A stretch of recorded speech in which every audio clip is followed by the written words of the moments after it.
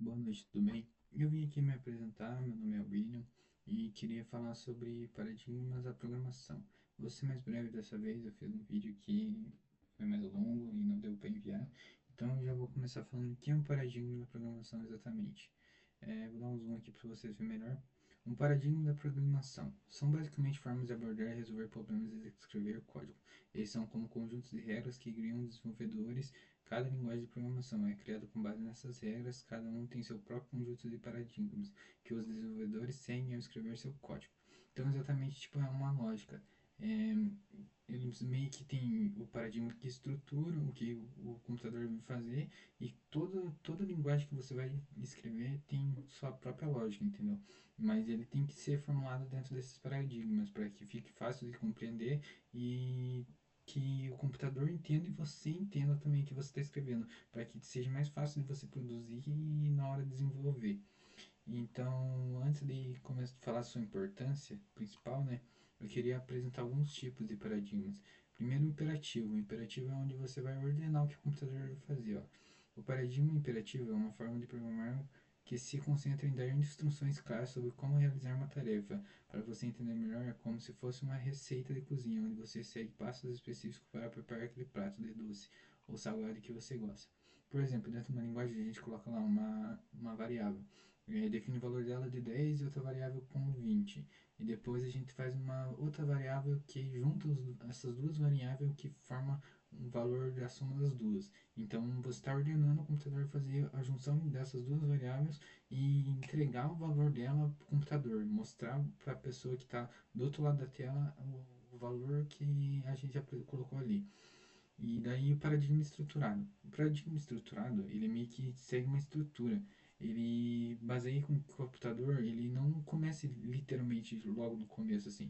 Ele meio que faz uma estrutura correta do que o computador deve fazer primeiro e o que ele deve fazer depois. Então meio que ele é onde aplica o procedimento de funções, como eu escrevi aqui, ó, procedimentos, uma série de comandos que realizam uma tarefa específica. Então ele não vai seguir exatamente aonde você ali, tipo, vai lendo, igual a gente lê um livro, linha por linha. Ele vai ter uma lógica específica para seguir.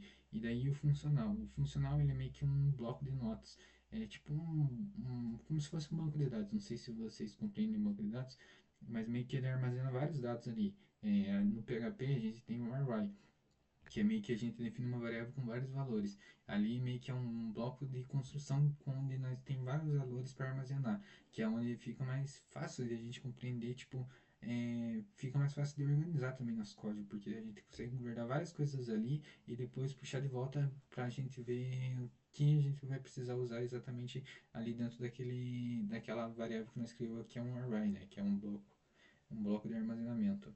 E a sua importância principal, como a maioria das coisas que eu falei aqui, que ficou meio lógico, tipo, ele é a principal funcionalidade dele é para que o computador entenda o que você está fazendo e que a outra pessoa que vai ver teu código também entenda o que você está fazendo com uma lógica certa. Porque se você não tem uma lógica, tipo, você vai, por exemplo, você vai escrevendo uma palavra num caderno. Alguém vai entender o que você escreveu? Pode ser do mesmo sobre um assunto correto. Tipo, você escreve lá a rosa é vermelha, mas daí você escreve vermelha, rosa é. Daí não tem uma especificação certa, vai ficando desconstruído para você entender, para o computador entender, para outra pessoa entender, fica tudo sem um sentido. Aqui eu fiz alguns paradigmas, vou mostrar rapidinho porque acho que está acabando o tempo. Primeiro tem o imperativo, ó, como eu falei, a soma de dois valores, ó, a variável x, a y, fez a soma, x mais y, mandamos o computador imprimir esse valor. Daí depois temos aqui em C, em Python, e depois fizemos o paradigma estruturado, onde a gente fez uma função de fatoração. Dentro dessa função a gente fez ali, ó, estruturou primeiro a função e depois chamamos ela aqui, ó. Primeiro estruturou e depois chamamos aqui. Então ela não tem uma ordem certa, mas a gente estruturou com que o computador entenda que ele não vai começar aqui, mas vai começar aqui, porque ela é uma função, ela não começa exatamente como se fosse um livro, lendo linha por linha. Ela vai começar aqui depois que a gente ordena o computador a fazer aquilo. Em C, em Python que eu fiz também, e daí no funcional, o funcional. Como eu falei, o array, né, que é uma variável com vários valores, aqui a gente armazena vários dados. Ó. Dentro dessa variável números tem 1, 2, 3, 4, 5.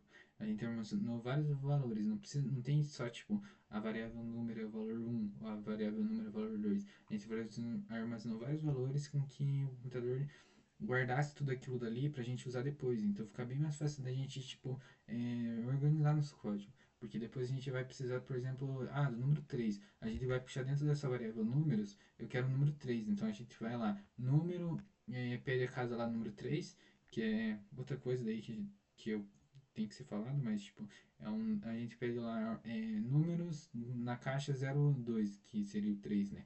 E daí a gente pede ali o número 3, que é bem mais fácil de organizar o código. Com isso, eu fico com a minha apresentação aqui. Uma boa noite a todos e muito obrigado pela compreensão. Adeus.